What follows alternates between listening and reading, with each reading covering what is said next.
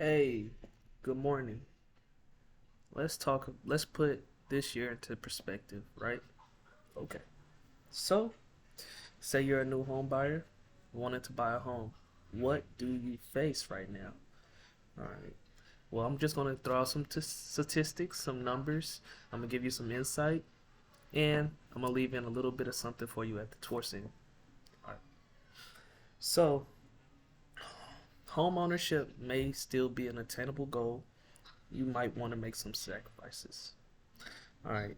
The 30-year fixed mortgage rates went from the average 3.45% in January to 6.9% in October, thanks to inflation and interest rates. But don't let that deter you from buying a home, okay? Um, so there are more affordable assistant corporations right now that help working people buy and purchase homes without a down payment, closing costs, or credit prerequisites. And that is called Neighborhood Assistance Corporation of America. That's a mortgage program that you can utilize when purchasing your home in 2023. Um, Buying a home could be more attainable if you're willing to get a roomie. That is another way that you can get a like they say whenever you purchase a home with a spouse, they use the lesser of two credit scores. So whoever has the least credit score, that's the one that they usually typically go off of. And don't be afraid to take risk or um, when you have enough income. So when you have enough income, don't be afraid to purchase a home because you don't want to be left without. By contrast, single family home rentals had another solid gain in 2022, continuing to shift the rental market until the economic conditions stabilize or improve. Um, Concern rose when interest rates increased. So the HAR chair, Jennifer Wanub of the Better Homes and Gardens Real Estate, it's important to maintain the perspective by acknowledging our market is battling the same forces for the rest of the country, between high interest rates, prices, inflations, and limited inventory. All right, we're all in the thick of it together. Um, what that is getting across is saying right now the inventory is around uh, 2.9 supply, and that is in the month of November. In July 2020, it was also 2.9 months, but the national stands at about 3.3 months of inventory. Now, 6 months of supply is generally considered a balanced market, which buyers and sellers are equal. They have equal footing. So 2.9 is generally a seller's market. They have the upper hand. So, but right now it's cooling off from 1.9%. So that means that you do and could get your offer put in, accepted. All right, November marked the eighth consecutive month of negative sales. So year over year, single family home sales fell over 30.4%. But when compared to 2019, post pre-pandemic, 8.4% despite the doubling interest rates. So sales are trailing last year's pace by 8.8%, and that will be in 2021 as opposed to 2019. Single family home sales fell 30.4% with 5827 5,827 units sold across the greater Houston area compared to 8374 8,374 a year earlier. The median price also increased 7% from $332,000, while the average price rose 5.8% of $403,000, $589. Um, Both of these figures are well below record pricing levels.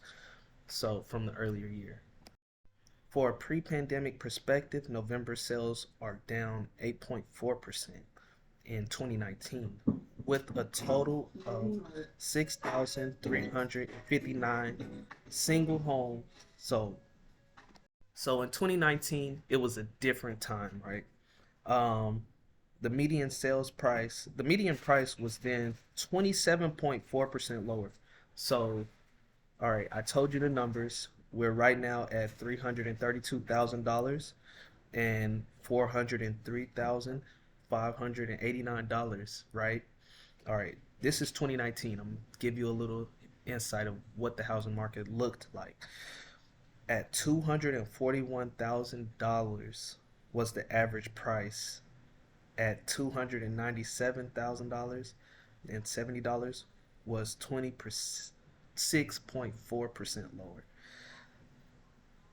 241,297. So generally, typically around $257,000 was your average home price in 2019 in Houston, Texas.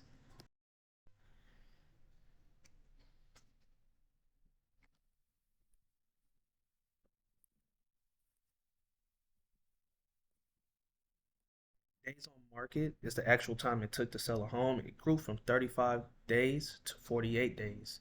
Um, and this is all in the single family unit area. So going back to what I was saying earlier, for instance, the 30-year fixed mortgage rates went up in January, well, averaged at around 3.45% in January and 6.9% in October.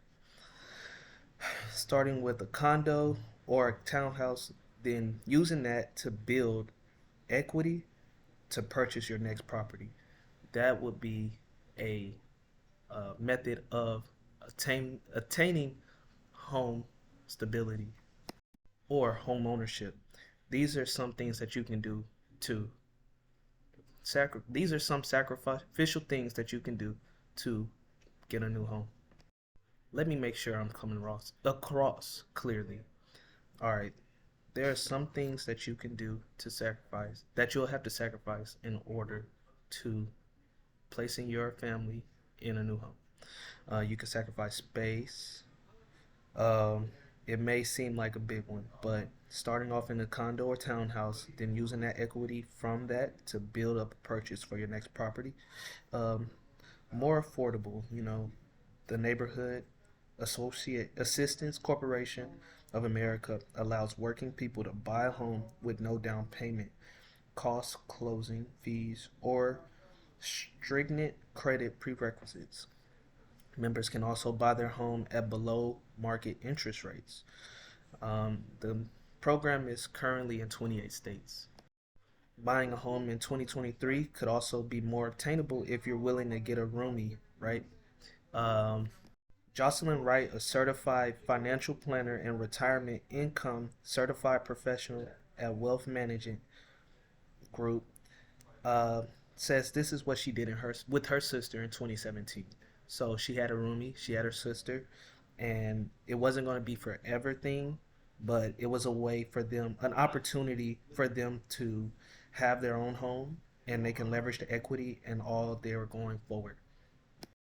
Now, um, even though that we are seeing a shift, don't just put all your coins or everything into one portfolio. What that means is having a diverse portfolio. You've seen FTX when the crypto world happened, and that just goes to analytical numbers. If you put all your eggs in one basket, you don't have a diverse portfolio and it could crash. How much are you comfortable with taking on? Um, but risk isn't something to be afraid of when you have enough income. Emergency fund, a diverse portfolio, these are some things that are calculated risk and they are not risk. It's not gambling if it's calculated. If you haven't started investing or stopped investing because money has been tight, you can always invest at a pace that feels comfortable for you. One of the things that you can do is create a budget. A key step to finding a home is figuring out how much home you can spend. Some people think that that decision begins and ends with a down payment and a monthly mortgage payment, but those are just two factors in deciding if you can afford a home. Home owners insurance, property taxes, maintenance, repairs, expenditures, and a few other things considered when budgeting for a home. In order to know how much home you can afford, you can consider creating a household budget. Of course, a lender will want to know what is your current income, as well as what you might expect during the term of the loan. This would be your front end ratio and your back end ratio. How much do you spend monthly? Are you still paying off college or credit card loans? Um, how much do you are is your basic living expenses?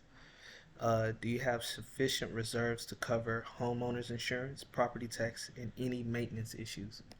What about the assets that you have? And also, um, there are mortgage tools that'll help you out. The lender will want to know how much you plan to put down. A down payment of 20% is a lot different from other methods of down payment. The lender will then plug in your income numbers into two formulas. The front end ratio is your monthly mortgage payments divided by your gross monthly income. And this is generally around 41%. Um, how much of your income will go to paying your loan? And then there's a back end ratio, which is the amount you pay in monthly debt, including school loans, credit cards, and this tells the lender how much home you have remaining each month to pay off the loan. There are many tax advantages of owning a home, um, or buying a home. Let's say, did you know that you are able to deduct from your federal income tax on a mortgage interest and property taxes? Not only are homes here for tax purposes, but a home is also an investment for your future. As you make monthly mortgage payments over the course of the loan, your you will gradually own more and more of your home. It wouldn't be a house, but you'll gradually own more and more of your home. This will actually be fulfilling. That's an excellent rate of return, and unlike renting, once your term is fulfilled, you no longer have to pay a monthly mortgage, and that is the best way to build wealth. What a benefit, right? But you want to know, how much home can you afford? Some consumers fail to budget accurately and find themselves struggling with mortgage and paying crips in their lifestyle. Assistance from your realtor can help you find the amount that's appropriate and for you, your bank account, and your family and lifestyle. Surely rely on hard.com to find a realtor in your home. On the bright side of that, my hard number is 762014, and I'm with EXP Realty. On the bright side, let's talk about, you're staging your home, and what are the biggest turn-ons for staging your house? That would be your bathrooms. Your bathrooms are a key focal point, and these are some of the things that you might want to fix up and tailor before staging your home. A steam shower, right? If you These are for my jumbo mortgage people. If you do have a steam shower, which would be like a 12,000 price tag, sometimes that doesn't look so favorable for new buyers. Whenever your home becomes, whenever you start to stage your home, 700-figure home, $700,000 home, um, to retail, sometimes that steam shower isn't so attractive. Now, you know what is attractive? Having that walk-in shower that walks straight through, and then it's a little tight gap with a little sit-down bench in there, and you can also walk out on both ends, and it'll walk right into the closet. And that also talks about these whirlpool bathtubs. Not necessarily people like the the whirlpool bathtubs anymore. I mean, if you do have a nice bathtub that is freestanding inside the master, it's decent. But usually these are coupled with or without, um, like I said, your walk-in, bathtub, sit-down area inside the shower. Really, really beautiful. Having heated floors and tearing out tile.